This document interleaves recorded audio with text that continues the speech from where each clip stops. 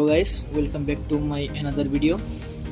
तो आज मेरे पास है एक सस्ता सा कीबोर्ड। तो जो लोग एक नया कीबोर्ड खरीदने के बारे में सोच रहे हैं लेकिन बजट कम है तो उसके लिए है ये सिर्फ 200 रुपये का है। तो चलिए इसका बिल्ड क्वालिटी चेक करते हैं।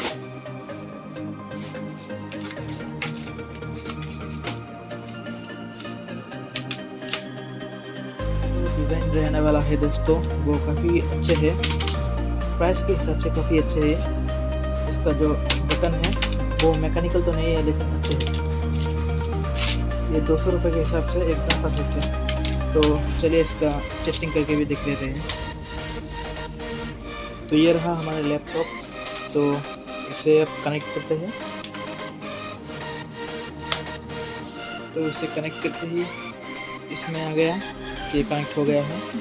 तो अब इसे टेस्टिंग करते हैं। चलिए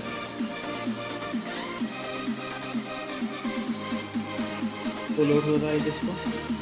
तो चलिए इसका जो टेस्टिंग है वो शुरू करते हैं। तो ये देखिए कितना अच्छा रिस्पॉन्ड करता है ये।